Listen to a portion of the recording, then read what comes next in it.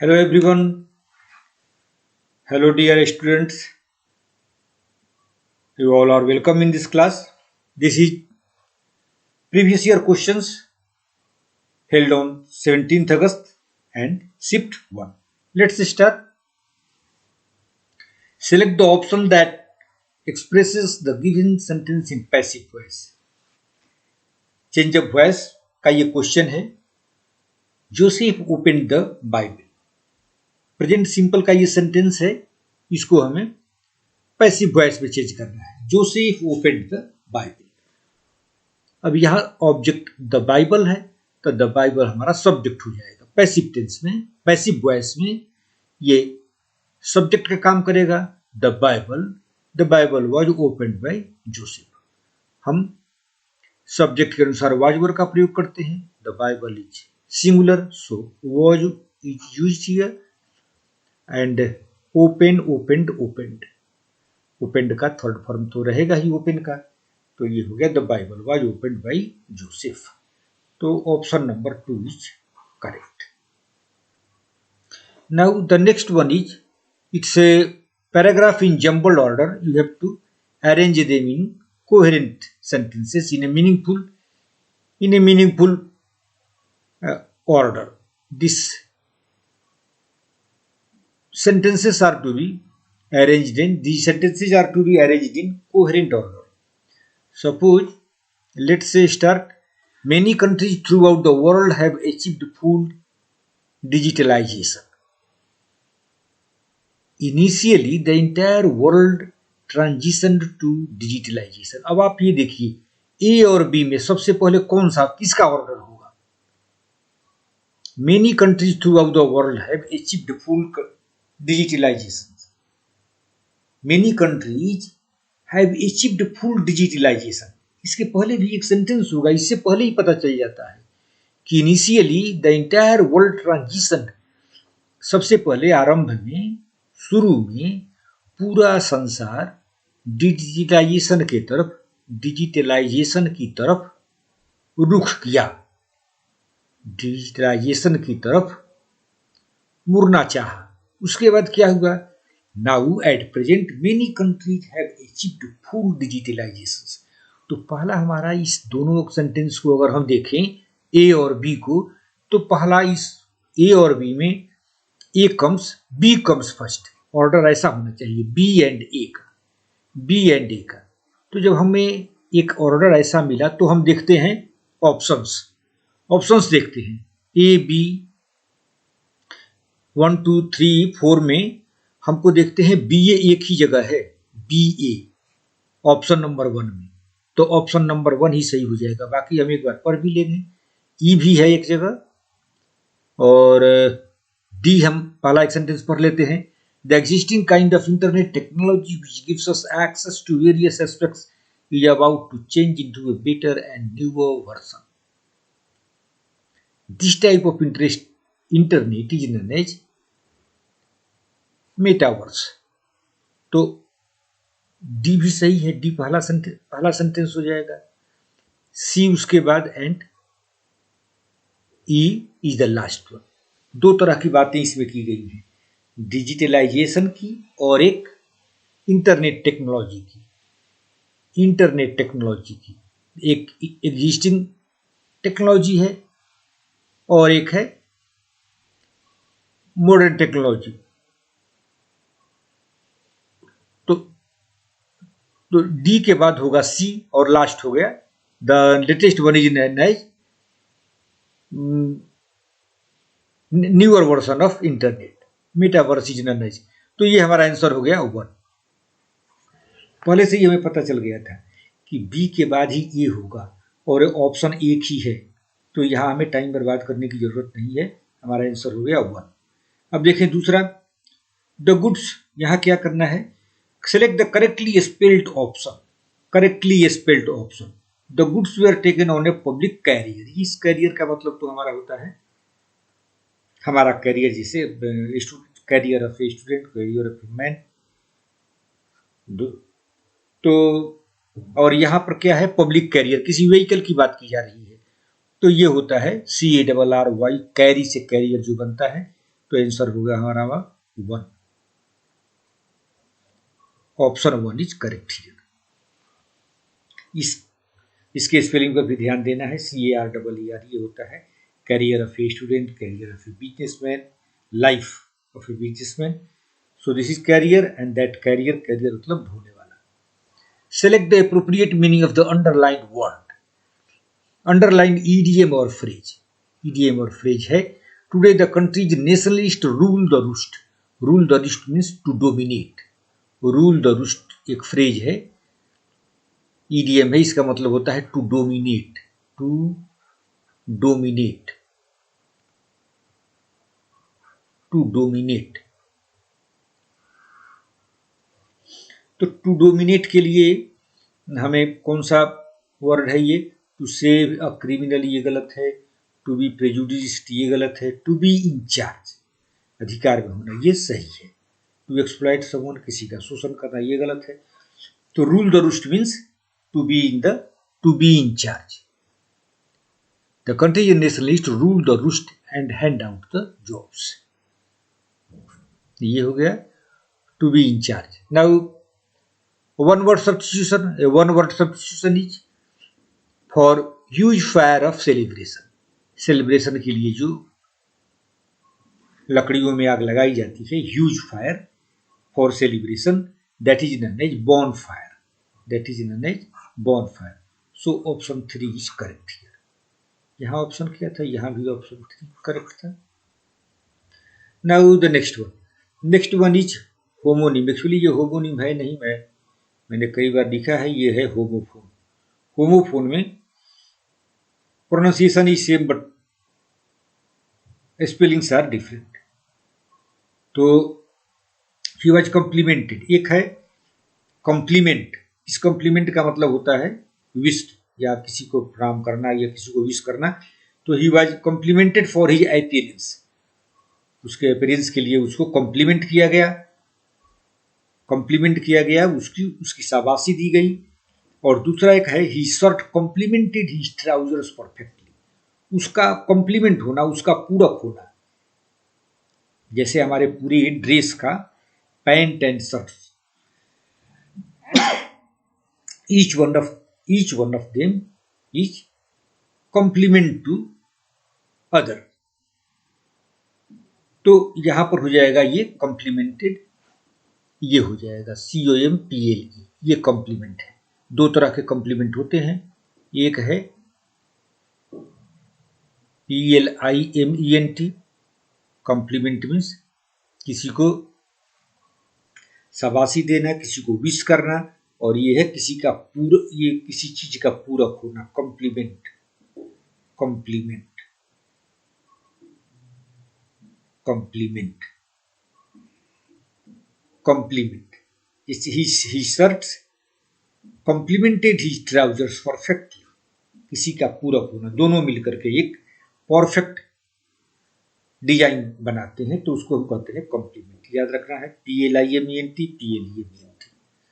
Then a place to play games and bet on them. Casino ये होता है casino. Motel क्या होता है? Motel is a special type of hotels on roads meant for motor vehicles. Pub you know hotel, और ये है casino, a place to play games and bet on them. So this is known as casino. Answer 2. Motel is wrong here. Hotel is wrong. Pub is wrong. Now select the appropriate synonym of the given word. consent का हमें synonym देना है। consent का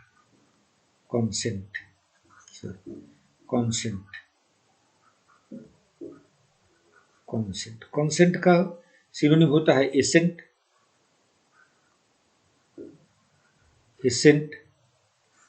कंसीड भी हो जाएगा। कंसीड, यहां देखिए क्या लिखा हुआ है, एसेंट डिस्टर्ब। तो हमारा एसेंट ये सही है, तो option 1 is clear. Option 1 is correct. Decent इसका ऑपोजिट होता है। डिसेंट इसका ऑपोजिट होता है।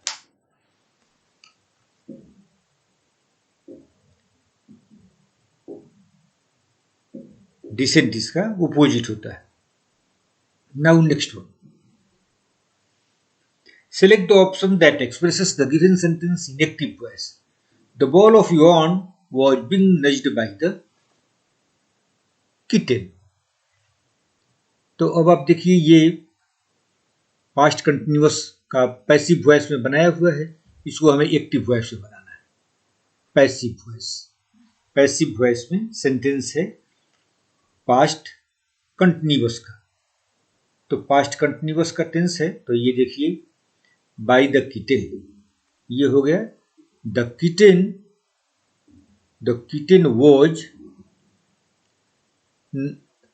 was nudging the ball of yarn,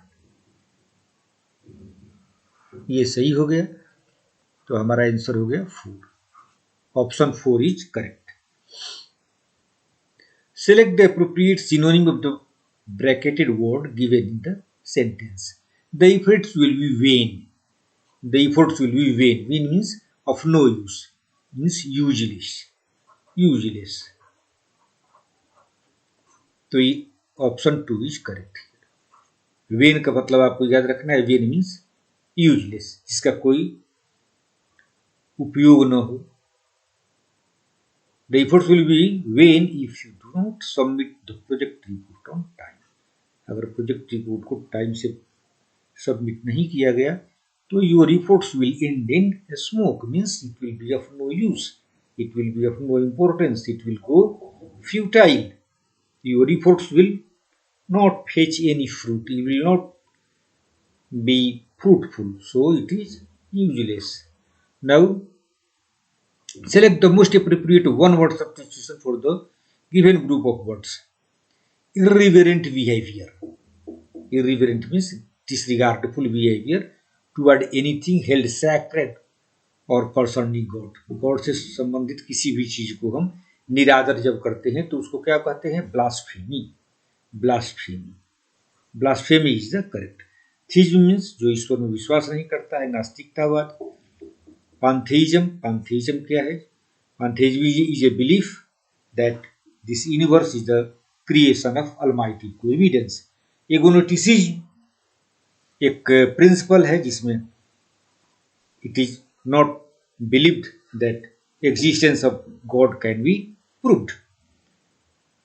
now select the correctly spelled option. Correctly spelled option कौन सा है? Petrol. Petrol is very costly this days. तो उस पेट्रोल, ये पेट्रोल कौन सा होता है? ये होता है जो पेट्रोल फ्यूल होता है वो होता है ये। और एक होता है patrolling. Patrolling means to move around and find out anything wrong, to inspect an area by patrolling. घूम घूम कर किसी चीज की जब हम गार्डिंग करते हैं तो that is known as patrolling. PATROL, PATROL। और ये है petrol. Petrol is a liquid fuel. Select the most appropriate antonym of the given word. Gullible. Gullible का हमें एंटोनिम देना है, सिनोनिम नहीं देना है। क्रेडुलस इसका हो गया सिनोनिम, सिनोनिम हो गया credulous.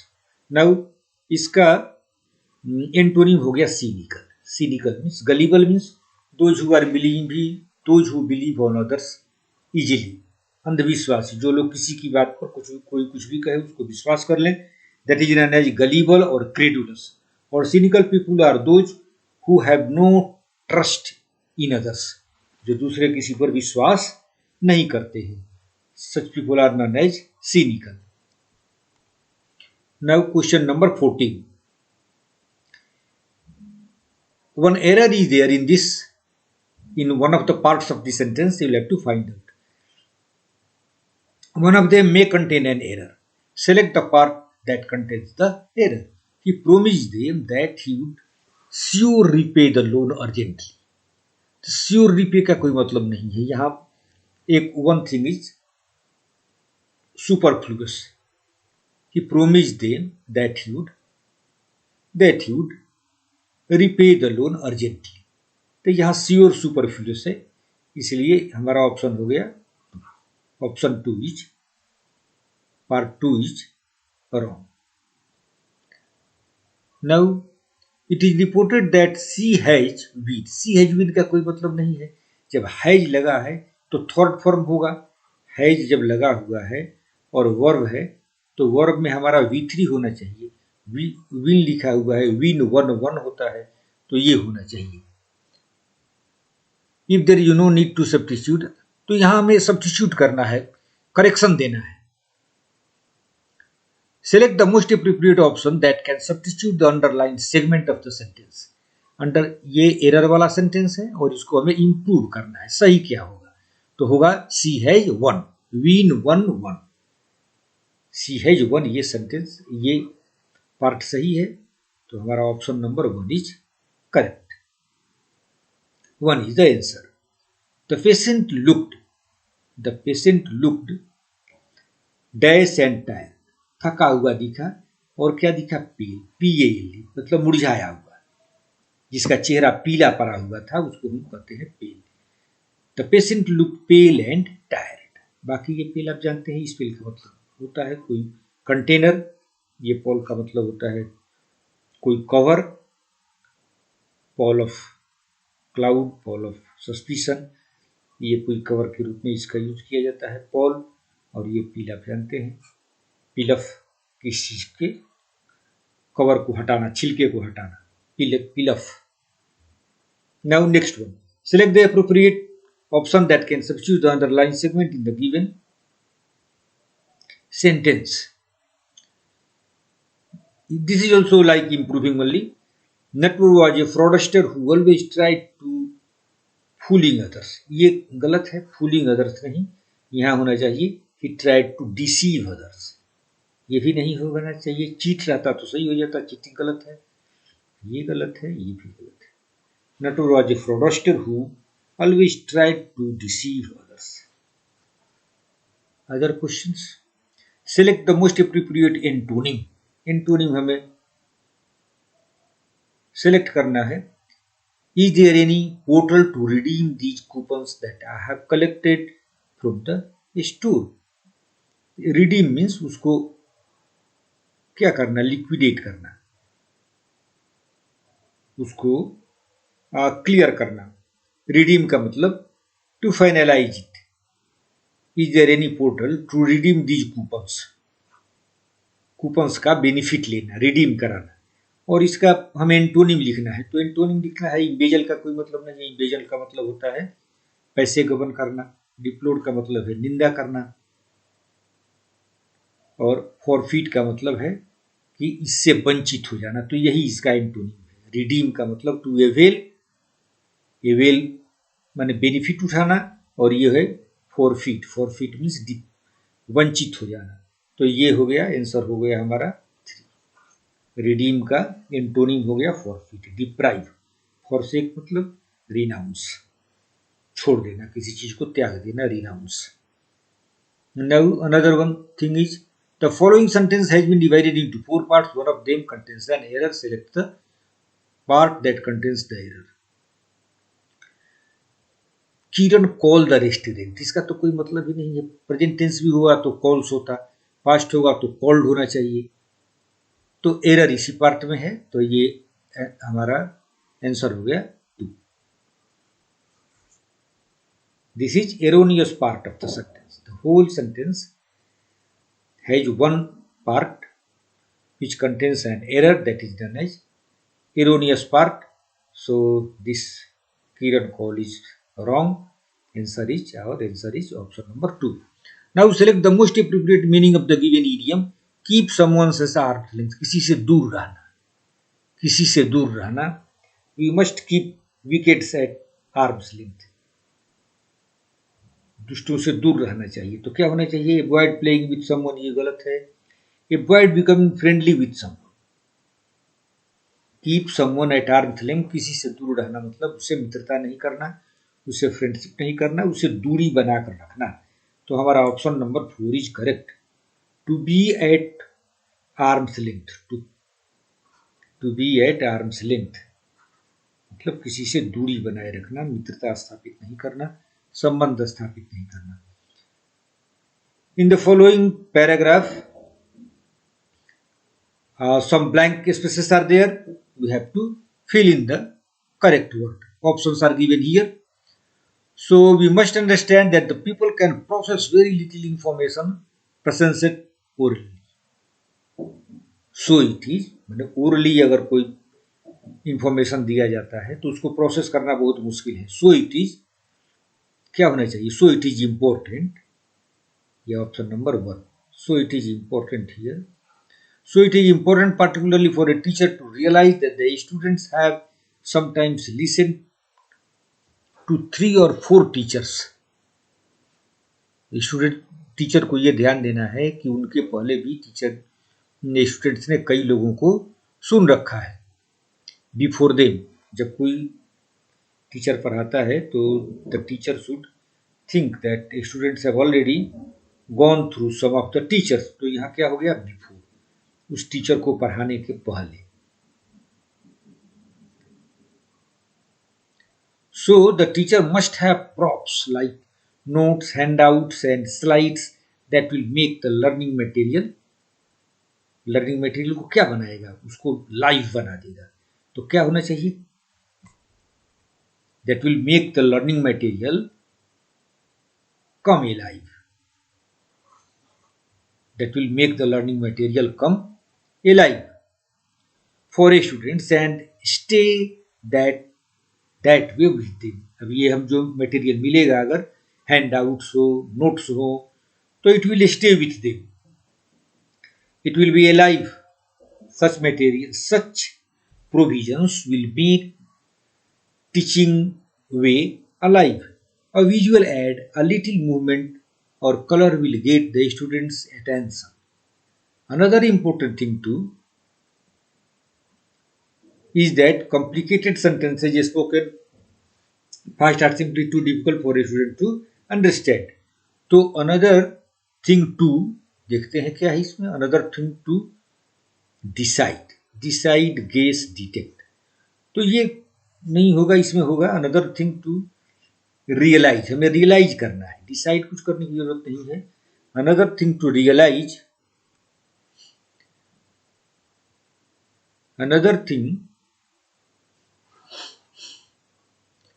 another important thing to realize is that long complicated sentences are often very difficult for a student to learn. It is therefore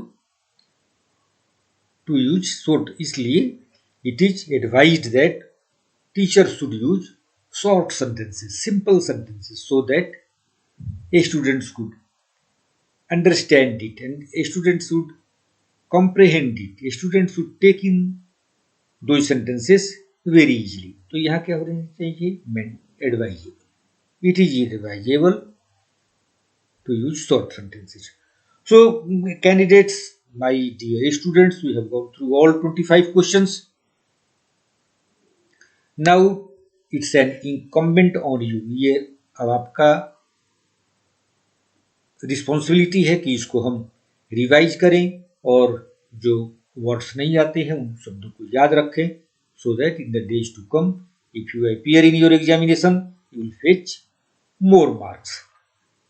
With this, thanks. We'll meet you soon in next video. Thank you very much.